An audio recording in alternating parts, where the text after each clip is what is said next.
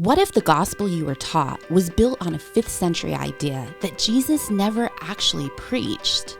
This week, we're digging into the origins of original sin, how one man's theory reshaped our understanding of humanity, salvation, and the cross. Join Steve and Tim as they trace this precarious theological progression from Eden through Augustine and ask, what if we've misunderstood the problem Christ came to solve? This is episode 16, A Precarious Progression.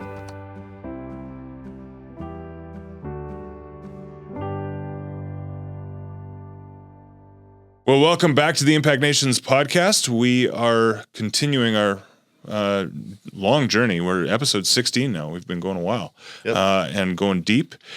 We took several weeks to kind of do a little, side journey around the cross, if you will, and looked at a number of different angles.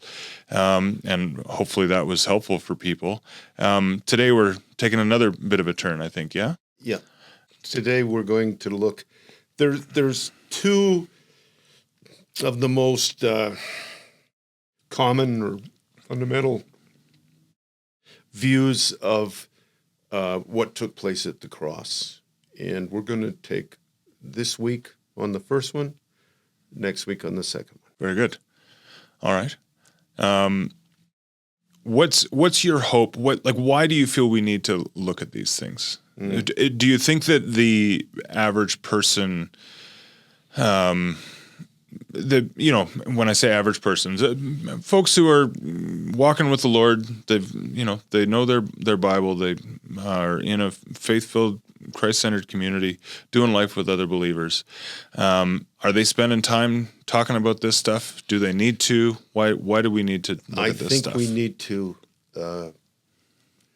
because our view, and we're going to talk today about penal, substitutionary atonement, which we'll just call PSA from now on. Mm-hmm. And next week, Christus Victor. And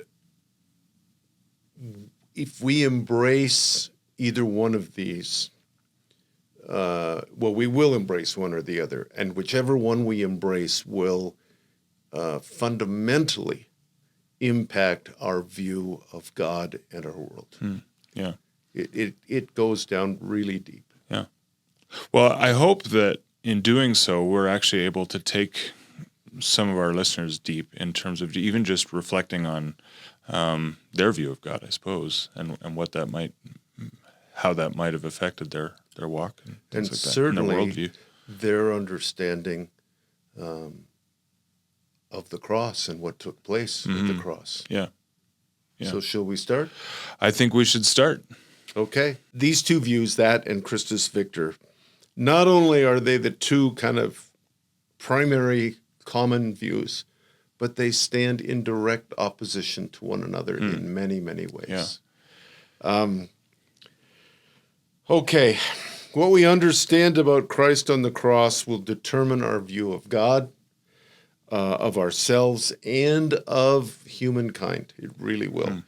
So we're going to look at PSA today, but before we look at it, I've got to take several minutes with some background information to see how we, in the Western Church, how'd we get there? Yeah. Even the words penal, substitutionary, atonement require a breakdown, and atonement is one of those words that I think people use in the church and things like that, but we don't actually sometimes stop and ask ourselves, well, what does that actually mean? Because these are two differing atonement theories. And if we're going to talk about atonement theories, we need to first talk about what is atonement? What does that even mean? It's a bit of a funny word that you probably don't use in everyday language otherwise. No. Certainly not at a McDonald's drive-thru. Yeah. Originally, it was really a great word that meant reconciliation. Atonement meant bringing us together again. And over time, the idea crept in, started in the early 5th century, but that was just like a little blip, and we'll get to the history later. But over time, the idea of appeasement, atonement meant appeasing somebody. Yeah. in this case, appeasing an angry God. And it became about, it came to mean satisfying God's anger, his wrath, so that he can forgive. Because if we don't have atonement, he can't forgive. And we'll talk over the next, 45 minutes on how we got there. One of the interesting things, and I first heard this from our friend Bradley, but since then I've read it in a bunch of places. If you break up the word atonement in English, you get at-one-ment. Yes. And he's used that term on this podcast. Yeah. And it's about rediscovering our union with God through the revelation of Jesus. And so in that regard, atonement's very helpful. Yeah. Okay. The second thing I want to talk about before we get into PSA are some basic truths about the cross. Number one, the cross reveals God. In fact, it's God's greatest revelation of himself. And it is a Trinitarian event. It's not the Father against the Son. It's a Trinitarian together event. Number two, the cross is about the recreation of all things. We talk about that all the time here. That's part of that beautiful gospel. And it's so much bigger than meaning God's plan. The cross is about his plan so I can get to heaven. Yeah. Number three, Jesus on the cross, he's fully God, he's fully man. That last book I wrote, Pursuing the Mystery of Christ, the longest section is on the incarnation hypostasis of him being fully God, fully man, and the cross reveals exactly who God is and what he's like. Number four, Christ suffered on our behalf, and he joined us in suffering. And this is a point I made a few weeks ago. The cross is not a way around our suffering. Psalm 77:19. He says, his path leads right through the midst of the mighty waters. It's not a detour. Yeah.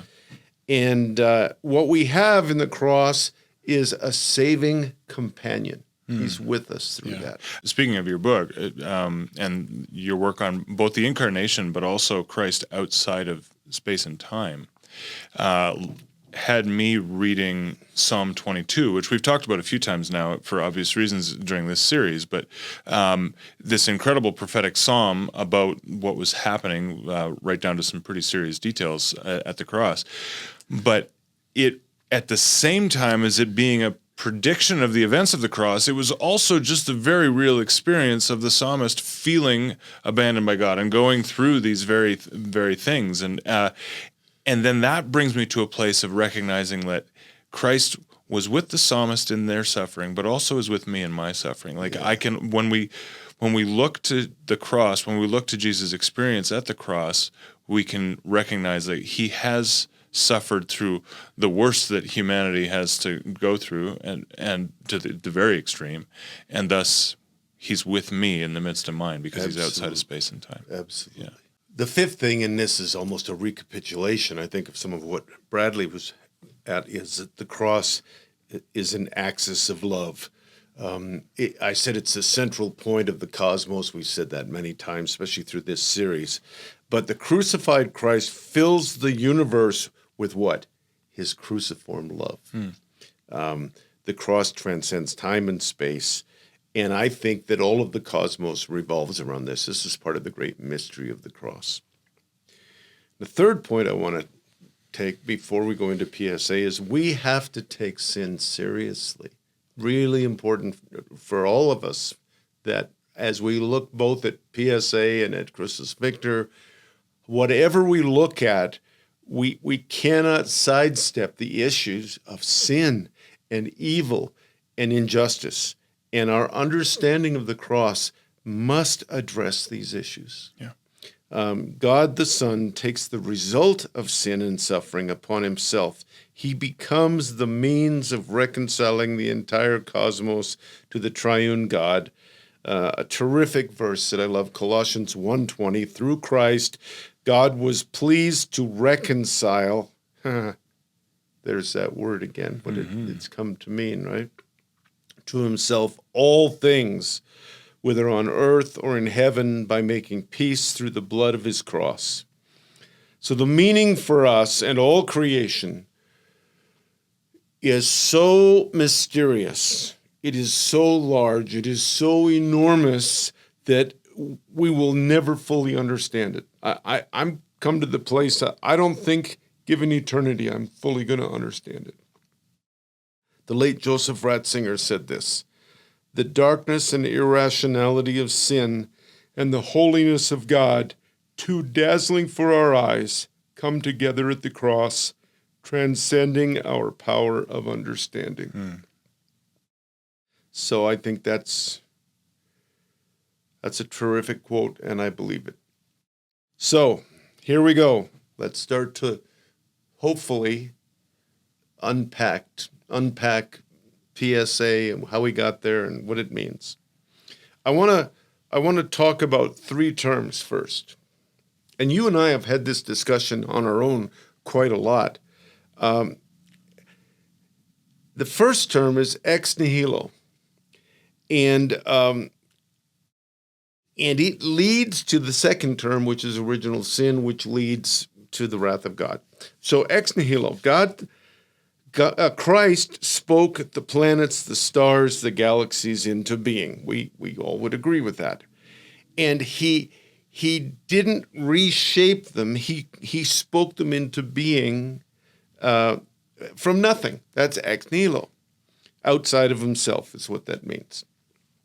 Because he was the originator of all that was created, therefore, since he was the artist, what came out was something beautiful and perfect and something to be cherished.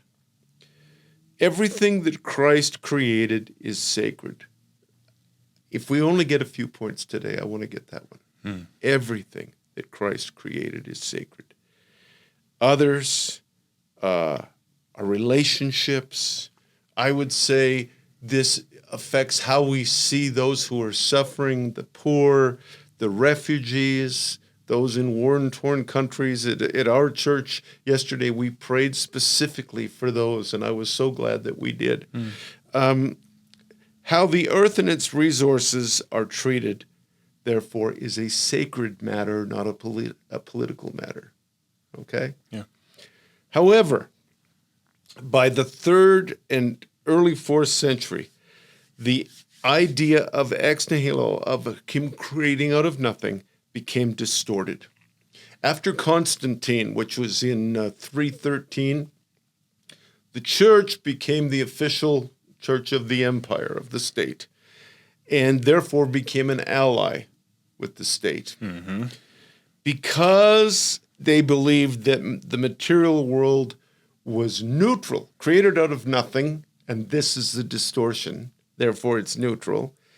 For the forces of empire, ex nihilo became the foundation and justification for persecution in this growing imperial Explain expansion. that to me. I mean, for starters, I'd like to just say I have no trouble believing that as soon as the church and politicians started working together, things went sideways. I believe that absolutely.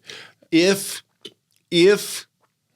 everything is neutral, not created out of Christ, therefore it is not sacred, therefore the empire can persecute, can dominate, can take over other countries for its own pleasure. Yeah. I almost said good. It isn't for its good. Yeah.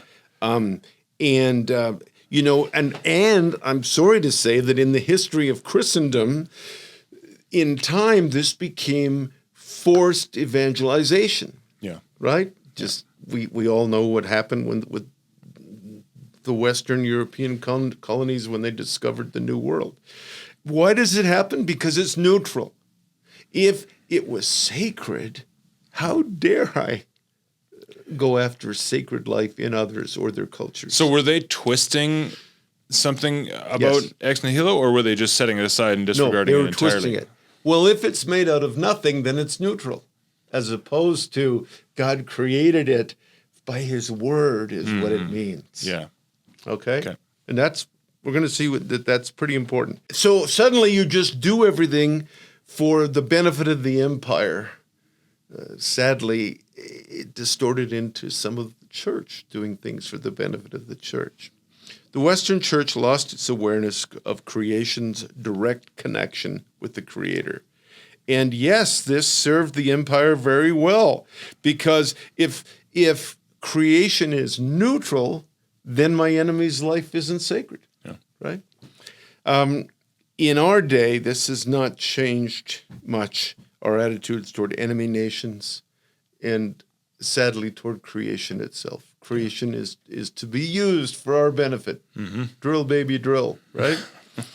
A neutral world can be used solely for our selfish and short-sighted aims.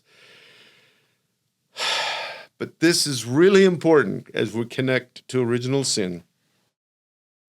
Creation was born out of the substance of God, not out of nothing. So all creation is sacred.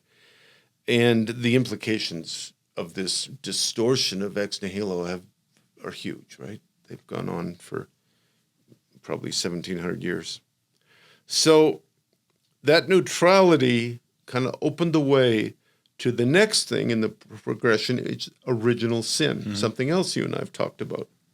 In the early 5th century, St. Augustine put forth the idea of original sin, and over the next few centuries, it was embraced by the Western Church, not the Eastern.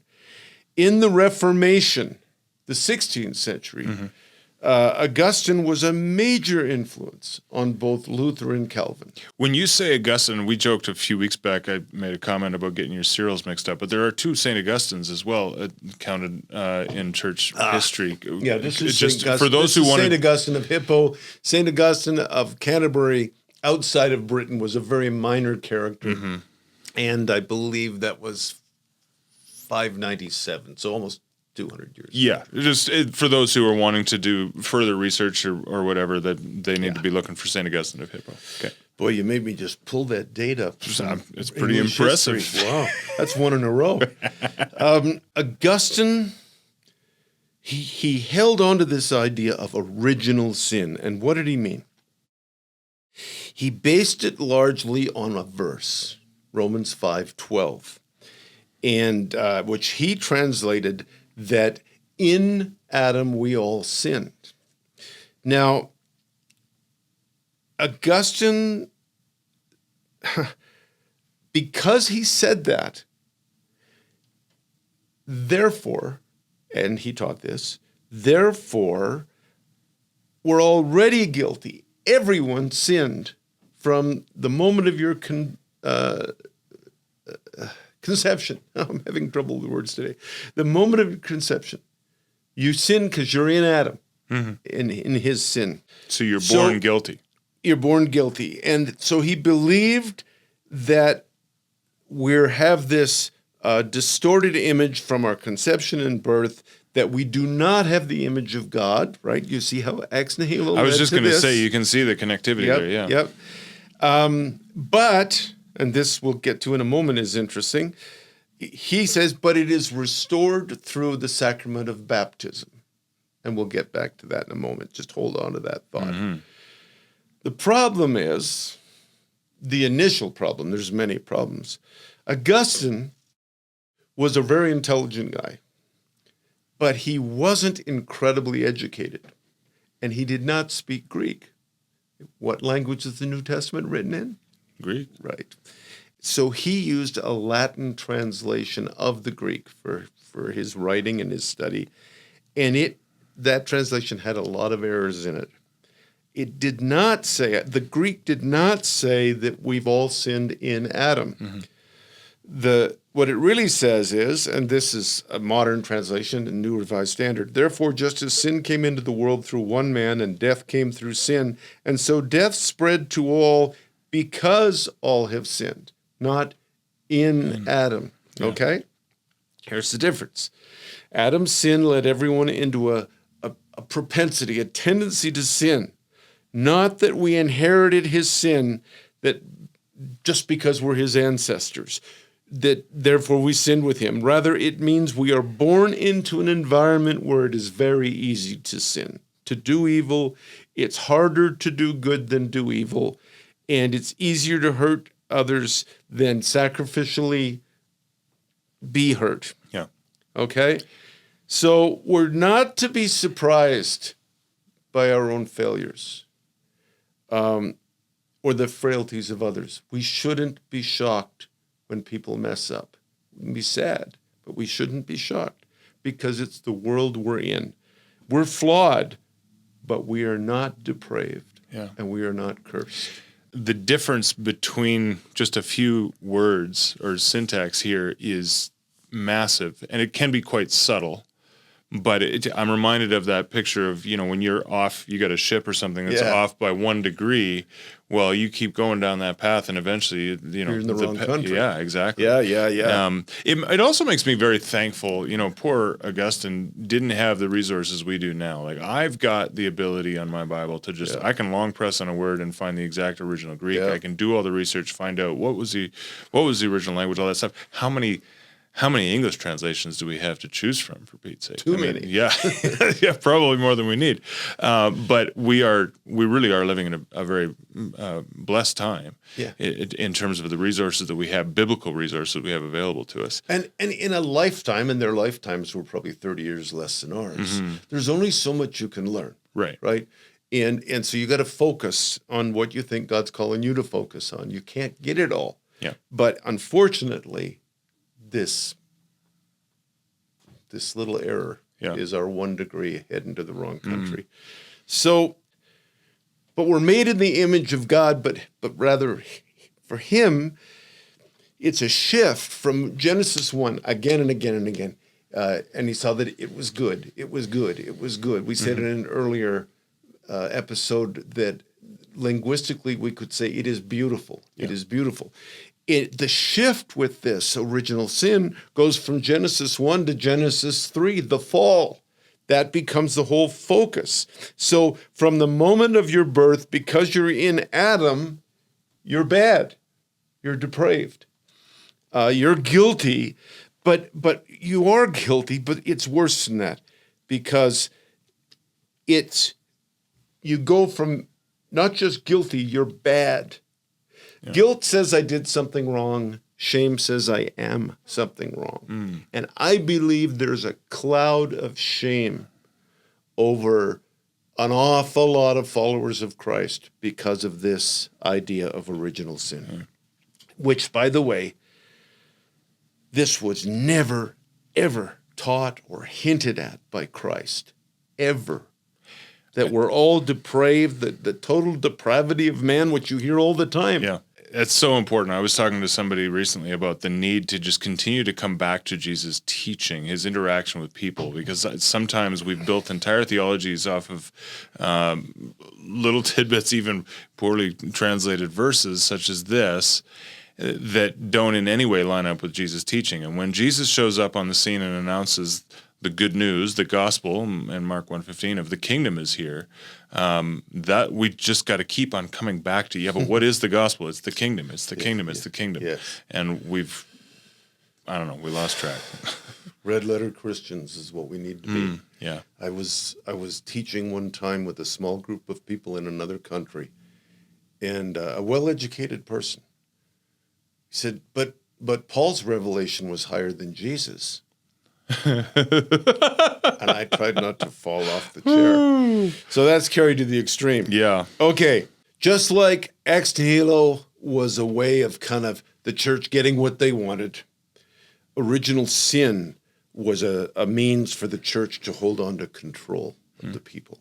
Salvation, therefore, heaven can only be achieved by the grace of God, but the grace of God was mediated exclusively by the Roman Church. Yeah. And that was through the sacraments. So if you're not in the church, the fear of excommunication doesn't mean, I can't go to that church anymore. It means, I can't go to heaven, right? It was a controlling thing. By the way, Original sin was never, ever embraced by the Eastern Church. Yeah.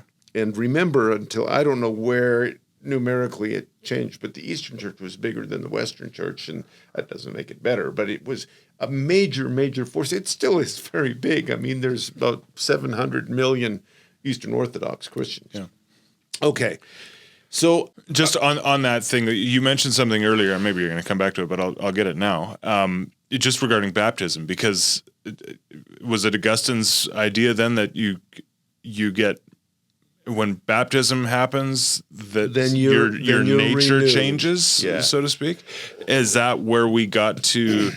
Is that when infant baptism really started taking over? Because if a baby is born already corrupt, born guilty, then we better hurry. Because I've seen, I'm embarrassed to say, but a lot of my understanding of this comes from just seeing on television, Catholic families like, oh, we got to hurry up and get this baby baptized, you know, because we want to make sure that it's actually saved, so to speak. Not going to be in limbo. They got rid of that up until 63 or 62.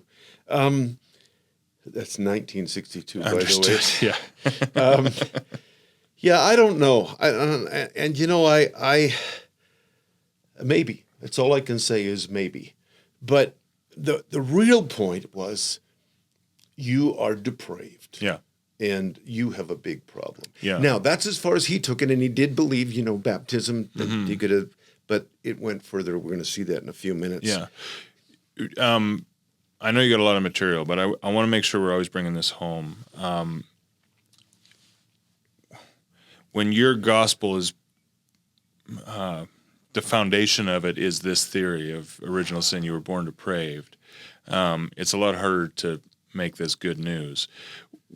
Yeah. You're very often preaching in nations where probably, I mean, for starters, we've talked before lots and lots of times on your gospel presentation being surrounded around John 10:10, thief comes, steal, kill, and destroy. And we've talked about Satan as the accuser.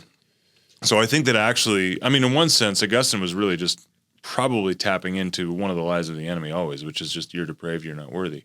How do you come in an opposite spirit when you are sharing the gospel, either with an entire village or with an individual in their living room? I talk about God is never disappointed in you, and he's certainly never angry with you. Yeah. He sees who you really are. And by the way, don't be afraid that he sees who you really are. You can take a great sigh of relief and be thankful because he sees you. Ironically, it was St. Augustine who said he's closer to you than you are to yourself. So I talk about, that's what Jesus came to tell an oppressed people who felt angry, many felt guilty, ashamed. He said, none of that's true. Yeah. That's the thief. None of that's true. That he's come with right now good news. It's not when you go to heaven good news. Yeah. It's right now good news. You can stop feeling guilty about this and that and the other and turn to Christ. Let Christ who's in you just turn your focus, metanoia, and begin to see as he sees, which is the truth. That's why he said, I'm the way and the truth, not the distorted view.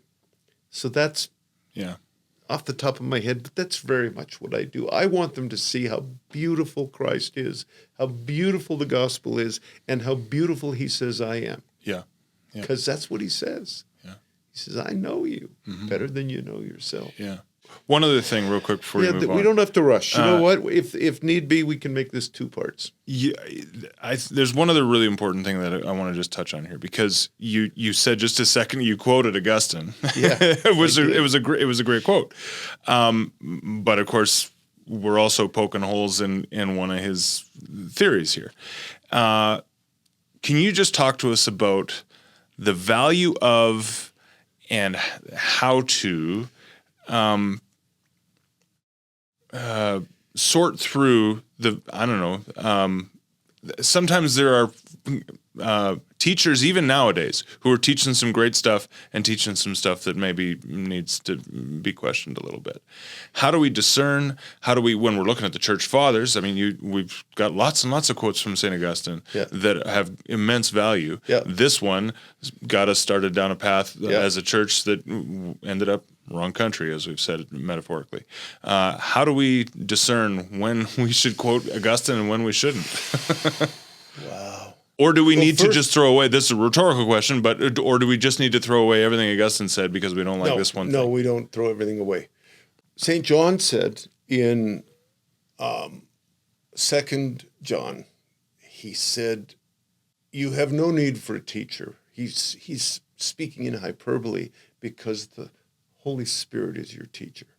Now, he just meant don't get locked into what somebody else says. So at one level, I need to trust the Spirit. But I also need, we're all the way back to, do not forsake gathering together. We need one another. Yeah. And so there's some of working through these things collectively together. You know that. You've had years in small groups, as have I, and often that's where the wisdom comes, you know. Is that fallible? Sure. Am I fallible? You betcha. But I trust in God's ability to direct me more than I do in the enemy's ability to misdirect me. That's good. Yeah, okay. Absolutely. Yep. Shall we go on? Yeah. Okay. So the last thing I said, I think in my notes, was that the Eastern Church never embraced original sin. But you see, if you're saying you have got to receive the sacraments, otherwise you're caught forever in depravity, and then you say, and we're the only ones who can give you the sacraments, you see the control there. Yeah. And again, that's the next extension from ex nihilo. So here's another thing.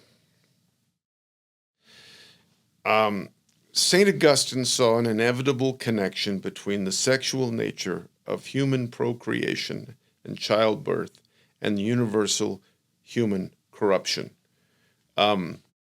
We don't talk a lot about Augustine's sexuality in this podcast. We don't. But I guess we just touched on it. All I want to say is, famously, honestly, in his writings, when he turned to Christ, he came out of a life where he got around. Mm-hmm. And he also talks about that's a hard place for him. Mm-hmm. We all have places where we limp, and that's a hard place. And I think that when he claimed that every human being is corrupted from birth, he tied it in. And it was picked up and expanded on, the connection between sexuality and shame. Mm. And that's been such a destructive force from that time to this. I mean, all my years of pastoring and just being a person with friends, that's another part of this whole original sin that's really messed us up. And now, if it's all about, I got this problem the moment I was conceived, and when I was born into sin, then that reduces the gospel, which is a gospel of the reconciliation of all things. We used that word at the beginning of this episode. It turns into, the gospel is about a fix for a really serious problem I've got. Yeah. So we must see, I encourage us all to see why a small gospel is a really unhealthy gospel. Because the gospel's not about a fix so that I can go to heaven. Yeah. It's so much bigger than that. The cross at the center of everything. Cruciform, we just talked about that half an hour ago. Okay, let's, and I lost track of when we started, so you'll have to let me know. Let's talk a little bit about the issue of substitution, because PSA stands for penal. We know what penal is, punishment. Mm-hmm. Substitutionary, atonement. Yeah. All right. And within this term, that's where atonement very much is appeasement. Yeah. Okay. So let's look at substitutionary. Yeah, and I'm glad we're touching on this because I've been eager to get to this word. This is one of those things that I struggle with. And again, I think this is kind of in that same vein we were talking about a second ago in terms of like there is absolutely biblical precedence, biblical theology for substitution at the cross.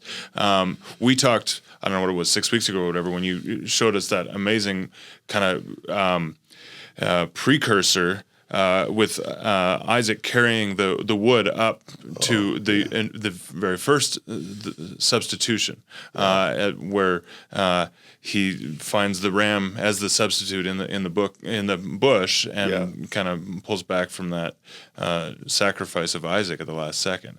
And I've heard sermons talk about that as a sign of substitution. The early. Well, what we looked at recently on the Paschal Lamb, the Passover Lamb, substitution. It's in there. So when I see this word right in the middle of penal substitutionary atonement, and I'm like, I got trouble with penal, and I got trouble with their definition of atonement, but what do they mean by substitution? Let's see if I can help at all. All right. And some say that there was no idea of substitution for the first 1,000 years. But I don't think that's true. I think you'd have to have your eyes shut. It was certainly pushed further in the late 11th century, and we may get to that today, and we may not. But it's always been there. Let me give you just a few quotes, and the last one is long and it's wonderful, but the other two are pretty good too.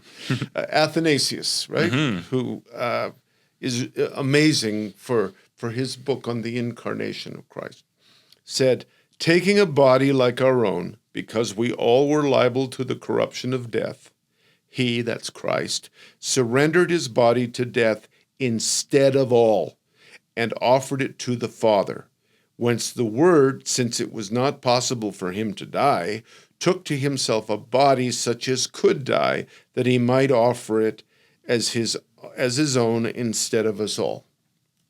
Chrysostom wouldn't be one of our podcasts without him, probably.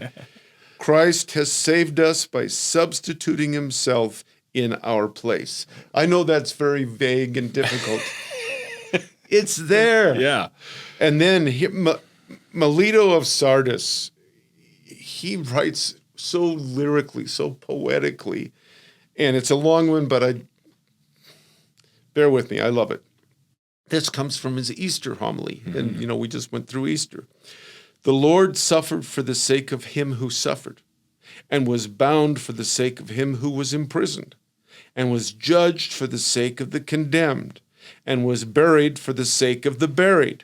So come, all families of human beings who are defiled by sin, and receive remission of sin. For I am your remission. I am the Passover of salvation. I am the Lamb sacrificed for your sake. I am your ransom. I am your life.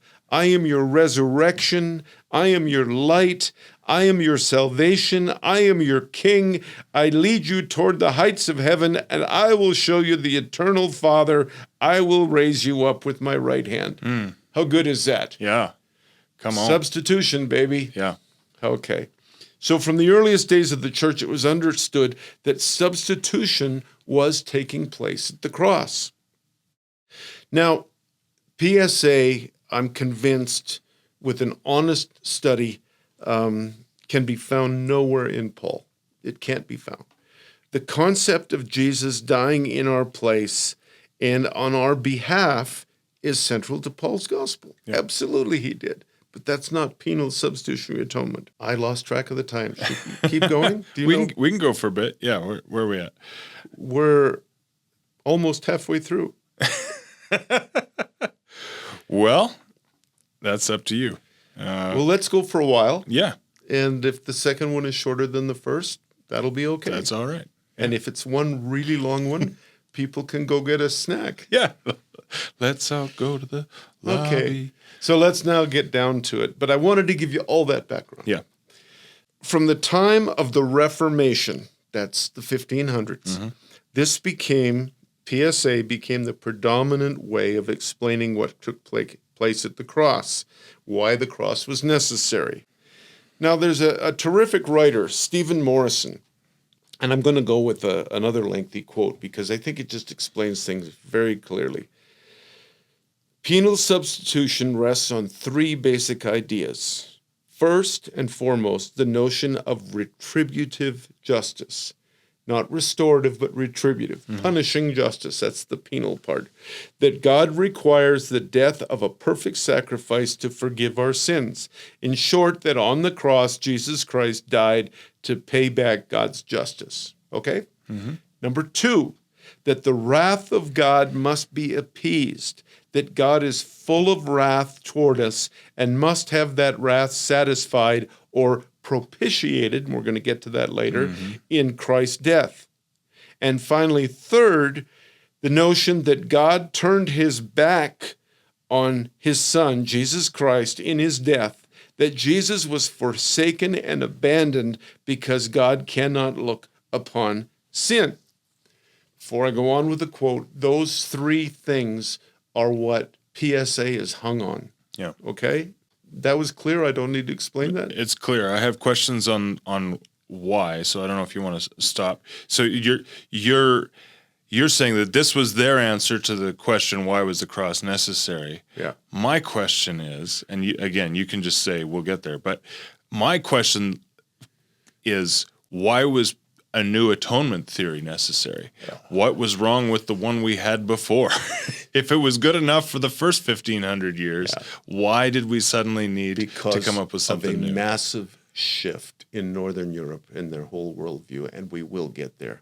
So if I carry on with his quote, why it's interesting to me is my first 10 years following Christ, I was in a Reformed church. I didn't even know we were Reformed. And then as I started to figure things out, I went, wow, we're really Reformed. And I remember a couple of times them setting up a courtroom in front of us.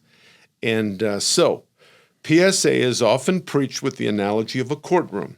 God is a holy judge, and we are all guilty sinners because we are all sinned in Adam, right?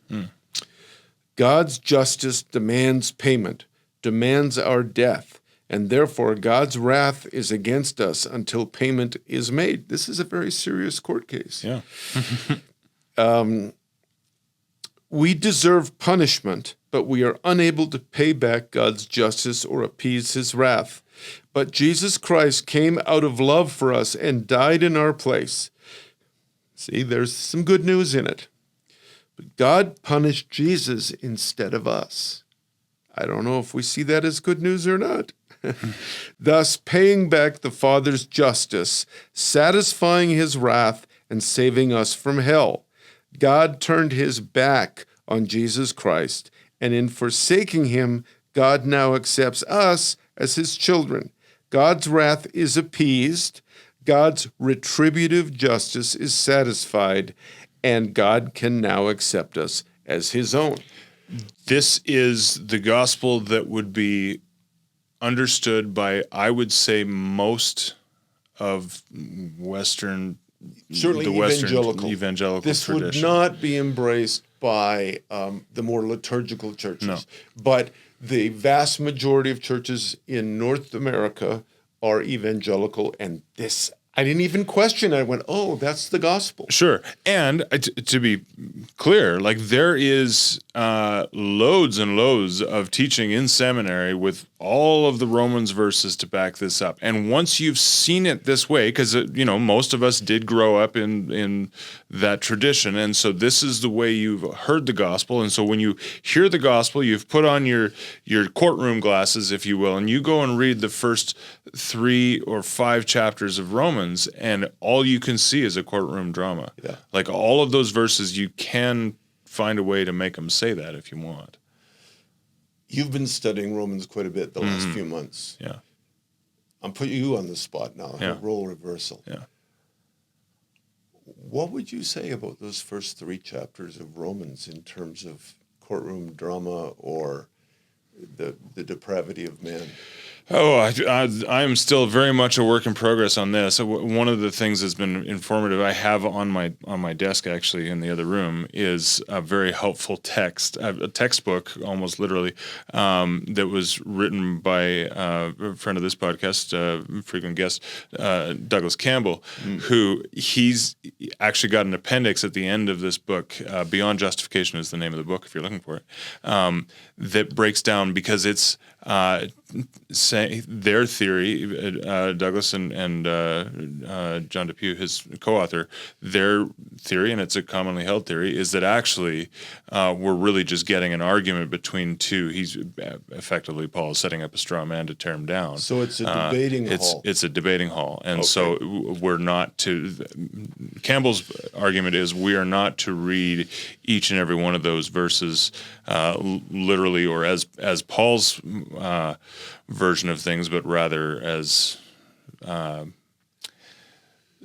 some would have argued in that day, and he's tearing it down. The reason I have the text on my desk is because it's still really hard for me to go, okay, wait, where did we switch to the other voice? And so I don't, because I'm not a first century scholar or rhetorician, I can't discern it for myself. Yeah. So I think there's some of that. I think I will admit I have to routinely, even now while reading Romans, stop, take a breath, go, wait, okay, is there another way to look at this verse than the one that my brain automatically lands on? And that's some hard work. It's fun. Like, I enjoy the work in terms of just questioning myself. I think that a big part of it comes down to wrath, understanding what is God's wrath. It's interesting, again, just drawing on another podcast guest of ours, Brian Zahn talks a little bit about wrath as more of a personification, which is interesting. But I've heard it said, actually, even by Reformed theologians, about wrath being divine consent, and I find that very much a credible argument in the first chapter of Romans. The funny thing is, I hold on to that of, well, it seems to me in Romans 1 that Paul's making the argument when God gave them over to their desires. He says that right after he talks about God's wrath, and so I connect those two ideas. Yeah. But then Douglas Campbell has that whole thing set on the other column, so that was the argument from the other guy anyway, so I don't know. All right. How's that for a full circle of, I don't know, but I'm determined to continue to keep reading those scriptures with a different lens on, with the reconciliation of all things lens versus the retributive justice lens. And that's why I'm kind of letting us go really slow today, because I'm looking for a whole shift for many of our listeners. Yeah. Not a tweak. This is a 180 shift. Yes. Yeah. And 180 shifts are hard. Yeah. There's a lot of torque. Yep, absolutely. It takes a lot of work. And it takes a lot of work looking at, I mean, even just looking at some of the scriptures, those verses from Romans 1, 2, and 3, and 5, that have been used over the years to pitch this as a great courtroom drama and, re-examine them again. Yeah. And it just takes time. Yeah, it does. But if you can go along for the journey, it's very rich. Yeah. Well, let's go on a little bit more, and I'm pretty sure we're going to do two-part on this. You bet. So we're going to keep going into PSA, but almost to have integrity, because probably most listeners know that this is not what I any longer embrace. Yeah. Though I was thinking earlier today, just 15 years ago, I would stand in a village, and when I would give an invitation, yes, I talked about the thief and John 10:10, but when I give an invitation, and I would say that all of the sin of all of the world, of yours and mine, was poured out on the Son, and the Father couldn't even look at him. That was just 15 years ago. Yeah. Even as I was beginning a process which became, probably 15 years it started, toward a much more beautiful gospel that I, by the way, think is much more biblically defensible. Okay, so we're making this big shift, but let me just make a few overarching statements, convictions of mine. At the cross, God, the Father, is not committing violence. Instead, Christ, the second person of the Trinity, is making himself a willing victim of the violence that entered creation when the first man sinned and rebelled. It went into the creation. There's no point in saying, no, it's not. It's there. The violence of the cross is not the Father's, but the violence of man's and of the dark powers that influence man. Yeah. Secondly, the crucifixion is an event in the triune life of God. It is not, nor should it ever be interpreted as something done to the Son by the Father. And right away, that's at the heart of PSA. And I just cannot go there. No, well, and the problem is that it is very anti-Trinitarian, right? Like this, Yes. This is the moment to point out the Trinity, Father, Son, Holy Spirit, are one, three persons in one. That's right in our creeds. You can't. It makes zero sense to have separation theory within the Trinity. Yeah. It's just not possible. No. It's just genuinely nonsensical. Yeah, it makes no sense. Yeah. And the third thing we just brought up, the wrath of God is not his anger or his vengeance. He's not a vengeful God. The wrath of God, you've just talked about it. It's a personification. It's his divine consent. It's him telling us this is what will happen if you sin. Mm-hmm. We've said many a time, you touch that hot stove, it's going to burn your hand. And I didn't want you to burn your hand. Yeah. And, it's not punishment. It's Romans 1, I think it's 26 and 28, both is where Paul starts talking about this divine consent, the giving over. And by the way, just an interesting little thing in terms of, we've talked already earlier in this series about Jesus' quote, the cry of dereliction, the quote of from the first verse of Psalm 22, my God, why have you forsaken me or abandoned me? And somebody helped me understand actually recently, abandoned, it's an interesting word there because it's not dissimilar to what Paul is saying in Romans 1 of like God abandoned them to their sin, like he gave them over to it. And in a sense, that's what's happening at the cross is God is giving Jesus over to our sin. It's not him forsaking him, turning his face away from him, but letting him feel the effect, feel the alienation. Sure, yeah, but also the physical effect of death. Right? He actually allows it to happen. He allows our sin, our depravity, to have its effect on Jesus' body, his earthly body. And there's a hint through the whole process, as I've been looking ahead, working on his descent into Hades, that cry of dereliction is somehow connected to the horror of going into Hades, into the place of death. Yeah, we're going to get there too, I think. Okay, well, I think we'll stop at that point and we'll do a shorter second one. Yeah, that sounds good. All right, folks, there you go. This is really important stuff, and I don't... I hope that you hear our spirit is not, our intention here isn't just to tear down or be negative or destructive or anything like that. Or mean, yeah. It's interesting, actually. I had a guest on the show, I don't know, a couple months ago now, Mark Alan Shelsky, who had he's written a devotional for Lent. And one of his chapters was actually talking about having empathy for those who do feel the need to hold on tightly to an angry, vengeful God.